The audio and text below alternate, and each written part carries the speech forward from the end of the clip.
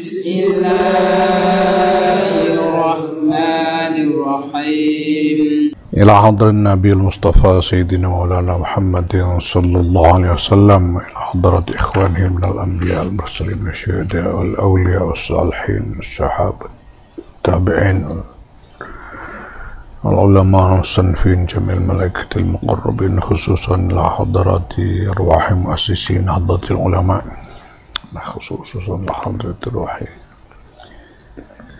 حضرة الشيخ كي محمد هاشم أشعري والسليم إبراهيم. شأن الله الفاتحة. بسم الله الرحمن الرحيم. الحمد لله رب العالمين الرحمن الرحيم مالك يوم الدين، إياك نعبد وإياك نستعين، اهدنا الصراط المستقيم صراط الذين أنعمت عليهم غير المغضوب عليهم.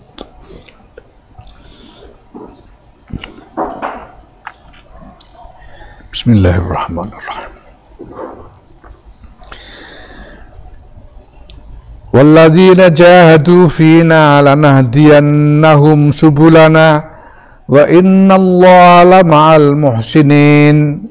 Dan orang-orang yang bersungguh-sungguh berjihad di dalam jalan Allah, maka sungguh akan kami tunjukkan mereka subulana, kepada jalan-jalan kami.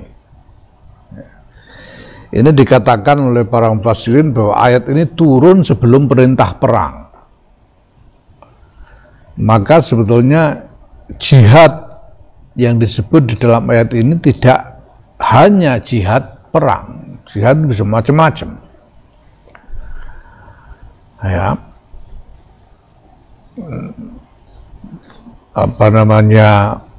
segala sesuatu yang dilakukan sungguh-sungguh untuk tujuan menggapai ridha Allah itu jihad. Jihad thalabil ilmi, jihad untuk mencari ilmu, itu jihad fisabilillah. Apalagi jihadun nafs, menjihadi diri sendiri dengan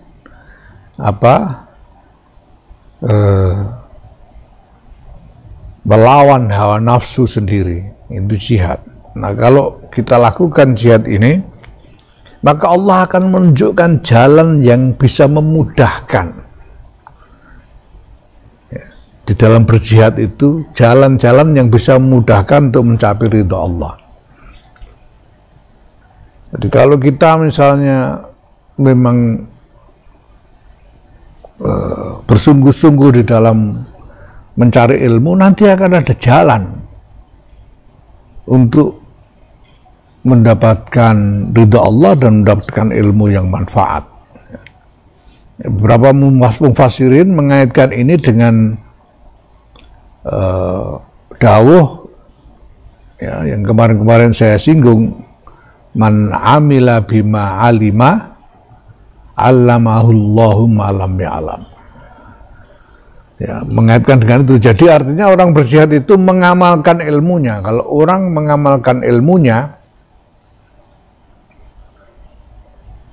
itu dia akan diajari oleh Allah hal-hal yang dia tidak tahu. Nah, bahkan Umar bin Abdul Aziz mengatakan, kalau kita ini goblok, tidak tambah-tambah ilmu kita itu gara-gara kita tidak mengamalkan ilmu yang sudah kita punya. Karena kita sudah punya ilmu, tidak diamalkan, makanya jadi tidak tambah-tambah ilmunya, goblok terus makanya. Makanya harus ya diamalkan ilmu itu supaya kemudian mendapat hidayah tentang jalan-jalan yang bisa membuat kita sampai kepada ridha Allah. Innallaha lama'al muhsinin. Ya, ini dikatakan bahwa disebut lama al-muhsinin, ini kan disebut al-muhsinin, ini siapa? Al-muhsinin ya alladzina jahadu fina itu. Nah, normalnya biasanya kalau di depan udah disebut, ya di belakang tinggal pakai domir biasa aja begitu ya. Wa innallaha lama'ahum gitu. Tapi ini disebut al-muhsinin, jadi dikatakan ini apa? Iqamatuz zahir maqamal mudmar. Jadi, mestinya pakai domir aja cukup, tapi disebut dengan isim zahir. Ini maksudnya apa? Untuk menegaskan kemuliaan dari muhsinin, yaitu alladzina jahadu fina.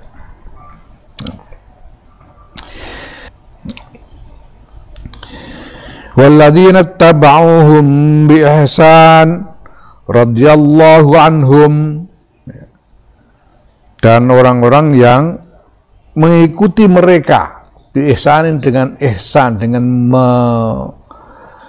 membaguskan lagunya, membaguskan lagu, mengikuti itu. Allah meridhoi mereka semua. Nah, siapa yang diikuti ini? Yaitu was-sabiquna al-awwaluna minal muhajirin wal ansar. Was-sabiquna al-awwaluna minal muhajirin wal ansar. Jadi orang-orang yang lebih dahulu beriman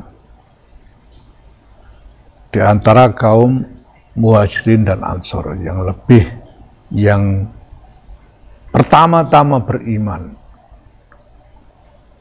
itulah yang sepatutnya diikuti oleh umat sesudah mereka. Dan barang siapa mau mengikuti laku dari as-sabiqun al-awwalun ini, mereka akan mendapatkan ridha Allah Subhanahu wa taala. Ayat-ayat ini menggambarkan bagaimana sikap kita, sikap lahir batin kita terhadap ajaran-ajaran Allah dan para pengampunya. Ya, bahwa kita diperintahkan, ya, sebetulnya di sini kita didorong dan diperintahkan untuk mengikuti as-sabiqun al-awwalun itu, ya artinya kita diperintahkan untuk menjadikan para pendahulu-pendahulu kita ini sebagai panutan. Karena dengan mengikuti para pendahulu-pendahulu yang soleh-soleh ini, ya kita bisa mengharapkan ridha Allah Subhanahu wa taala. Di dalam pernyataan Hadratus Syekh Muhammad Hasyim Asy'ari lebih ditegaskan lagi, misalnya pentingnya sanad di dalam ilmu. Kita mengikuti sanad ini. Jadi agama itu ya tidak bisa ngarang sendiri.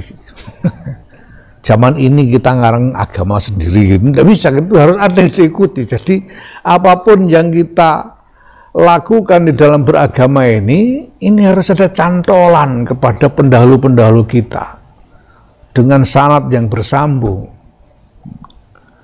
Kalau tidak ada cantolan, namanya ngarang sendiri, gitu. Tidak bisa. Maka sanad itu penting. Sehingga ada ungkapan, ya, laulas sanad laqala man syaa ma syaa. Laqala man syaa ma syaa. Kalau tidak ada sanad, orang bisa ngomong semau-maunya. Kalau tidak ada sandaran, cantolan kepada para pendahulu. Ya, nah, agama ini harus didasarkan pada cantolan yang jelas kepada para pendahulu kita sampai kepada as-sabiqun al-awwalun. Dengan itulah kita bisa mengharapkan ridha Allah. Wallahu a'lam bishawab.